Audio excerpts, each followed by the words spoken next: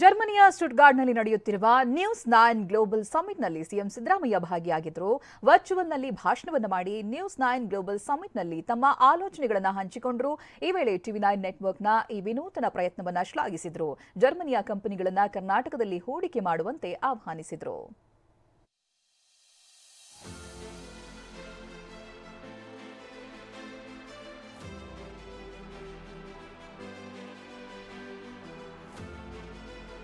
ನ್ಯೂಸ್9 global summit ನಲ್ಲಿ CM Siddaramaiah ಭಾಷಣ.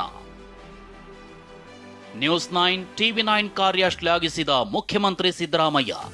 ಟಿವಿ9 network MD ಮತ್ತು ಸಿಇಒ ಬರುಣ್ ದಾಸ್ ಅವರ ಚಿಂತನೆಯಲ್ಲಿ ಮೊದಲ ಬಾರಿಗೆ ಜಾಗತಿಕ ಮಟ್ಟದಲ್ಲಿ ಗ್ಲೋಬಲ್ ಸಮಿಟ್ ಹಮ್ಮಿಕೊಳ್ಳಲಾಗಿದೆ. ಮೊನ್ನೆಯಿಂದ ಜರ್ಮನಿಯ ಸ್ಟುಟ್ಗಾರ್ಟ್ ನಗರದಲ್ಲಿ ನ್ಯೂಸ್9 ಆಯೋಜಿಸಿರುವ 3 ದಿನಗಳ ಗ್ಲೋಬಲ್ ಸಮಿಟ್ ನಡೆಯುತ್ತಿದೆ.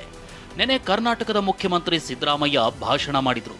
ವರ್ಚುವಲ್ ಮೂಲಕ ಭಾಷಣ ಮಾಡಿದ ಸಿದ್ದರಾಮಯ್ಯ, ನ್ಯೂಸ್9 ಗ್ಲೋಬಲ್ ಸಮಿಟ್ ಭಾರತದ ಜಾಗತಿಕ ನಾಯಕತ್ವಕ್ಕೆ ಸಾಕ್ಷಿಯಾಗಿದೆ. ಗ್ಲೋಬಲ್ ಸಮಿಟ್ ಆಯೋಜಿಸಿದ್ದಕ್ಕೆ ಹೃದಯಪೂರ್ವಕವಾಗಿ ಅಭಿನಂದಿಸಿದರು. Heartfelt appreciation to News9 and TV9 network for organizing the leaders of Global Bharat Global Summit from November 21 to 23, 2024. ಇನ್ನು ಕರ್ನಾಟಕ ಮತ್ತು ಜರ್ಮನಿ ಸಂಬಂಧದ ಬಗ್ಗೆಯೂ ಸಿಎಂ ಸಿದ್ದರಾಮಯ್ಯ ಮಾತನಾಡಿದರು. ರಾಜ್ಯದಲ್ಲಿ 200 ಜರ್ಮನ್ ಕಂಪನಿಗಳು ಕಾರ್ಯನಿರ್ವಹಿಸುತ್ತಿವೆ. ಕರ್ನಾಟಕ ರಾಜ್ಯದಲ್ಲಿ ಉದ್ಯಮ ಸ್ನೇಹಿ ವಾತಾವರಣವಿದ್ದು ಹೂಡಿಕೆಗೆ ಸೂಕ್ತವಾದ ಸ್ಥಳವಾಗಿದೆ ಅಂತಂದ್ರು. Karnataka is home to nearly 200 German companies like Bosch, Siemens, Carl Zeiss, to name a few. The German state of Bavaria is a sister state to Karnataka. Karnataka is a preferred investment destination since it offers a conducive business environment and several advantages that can help German companies expand their operations in India. Karnataka ರಾಜ್ಯ ಬಂಡವಾಳ ಹೂಡಿಕೆಗೆ ಸೂಕ್ತವಾದ ಸ್ಥಳವಾಗಿದೆ ಅಂತ CM Siddaramaiah ಹೇಳಿದರು. ಇಂಥ ಅತ್ಯುತ್ತಮ ವಾತಾವರಣ ಬಳಸಿಕೊಳ್ಳುವಂತೆ ಮನವಿ ಮಾಡಿದರು.